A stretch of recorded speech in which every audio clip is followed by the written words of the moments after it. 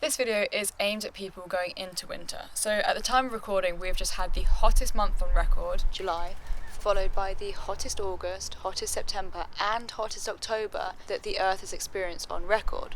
So it is really important to be extra conscious and extra tender towards the planet going into winter. Especially as we pass Earth Overshoot Day back in August, so every day since then, we've been using resources that the Earth cannot regenerate in this year. So it's crucial more than ever to invest in cosy jumpers and blankets. So let's get to it. First up is layer up. Second-hand jumpers, either from charity shops or online. If you are going to buy them new, then we're looking to go to ethical stores and to avoid polyester and nylon and other fabrics that give off microplastics when washed. Open the curtains when you wake up so that you're starting to let heat into the house, and then keep them shut when it's getting cold so that you retain that heat in the house. Don't throw away your on the brink vegetables. It's the perfect time to make them into a soup, and it's the perfect time to be preserving food to see you through the winter. Keep on composting. Even when it gets cold, you can move it closer to the house if that helps. If it does get frozen, then it won't smell at all. But just imagine the amount of waste that you are diverting from landfill if you keep on composting through those 6 or 7 months. And if you don't have space outside, then try indoor composting. It's good to seal any leaks, so check around door frames, window frames and electrical outlets, obviously be careful. And of course, invest in some practical slippers to get you through winter, as well as walking boots that you will continue to use year after year and get good use out of. If safe to do so, once you finish cooking, you want to leave the oven doors open so that you can let the heat out into the house. Similarly, you want fridges and freezers shut. And don't forget to dice your freezer and to clean the vents of the fridge. Salting icy paths is really bad for aquatic environments. Yep, even if you're landlocked. You want to be using cheese brine, beetroot wastewater, pickle juice or potato juice. I didn't even know this was a thing, but don't use snow blowers. They churn out a lot of carbon monoxide, so instead make sure that you're using shovels. Bring your tote wherever you go, especially in the cold. You don't have to go home to go and get your tote bag, and you also don't want to be buying a plastic bag at the checkout, so just bring it wherever you go. And actually on that note, during winter there's even more of an incentive to shop locally. They're helping you and you're helping them. Call in someone to double check your windows. So what you're after is double glazing, because it will prevent hot air from leaving the house and cold air from entering the house. But you're not after PVC because that is plastic. So in terms of insulation, the initiatives that are said to be most environmentally friendly are responsibly sourced sheep's wool, cotton and denim that's organic and responsibly sourced cotton and denim, and even better offcuts, thermocork, which is carbon neutral, mycelium, which is carbon negative, cellulose, isocene or aerogel. When it comes to hot water bottles, there are now environmentally friendly sugarcane ones that you can get. If you do have old ones and they've got too old, then pause the video now for some suggestions on what to do with them.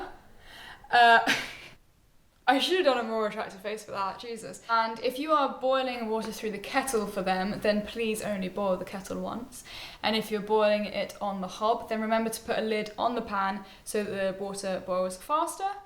And on that note, you know those plastic hand warmers you can get?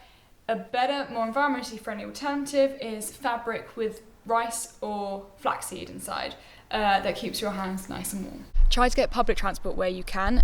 It makes the most of them heating the buses and the trains. If you do have to drive by car, then make sure that there's pressure in your tyres because this makes them more efficient.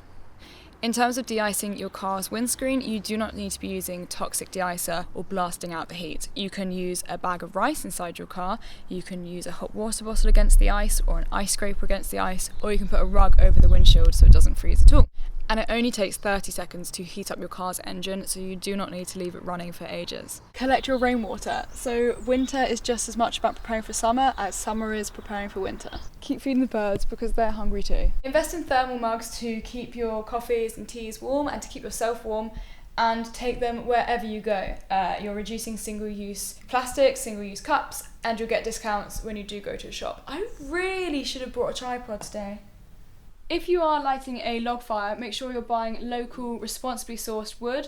That way you are supporting independent local businesses, it's more traceable and there's less miles in transportation. Make sure that the chimney is swept and actually be in the room when you've got the fire lit so you're making the most of the fire, and also check for nests up the chimney before your first fire. Be sure to get eco firelighters. These ones are made solely of wood, rather than the fossil fuel derived and toxic kerosene, which is in the usual ones. Always burn dry wood, otherwise it's a waste of wood and time. Never burn plastic on the fire, but I'm not gonna assume that you don't already know that. Invest in a cafetiere that doesn't require pods. Pods and sachets are the devil. Personally, I don't drink coffee, but for those who do, if you do have one already, then try and get biodegradable pods for it. But if they're not always as they seem, so if you are getting a new one, then just go all out from the start, one that doesn't require pods. Turn down the temperature of your water heater. Make sure that your hot water and your heating are not on all the time, especially if you're out of the house. You do not need your heating to be on. You can use a timer to help with that. In terms of lighting, getting you through the winter, obviously don't throw away any bulbs that you do have. Use them until they are finished with and then recycle of them responsibly. But if you're buying new bulbs, you want to be looking for LEDs, eco halogens or CFL eco bulbs. They're the most environmentally friendly ones. And the final thing is that winter is the perfect season to read a good book. I would really recommend Wintering during the winter.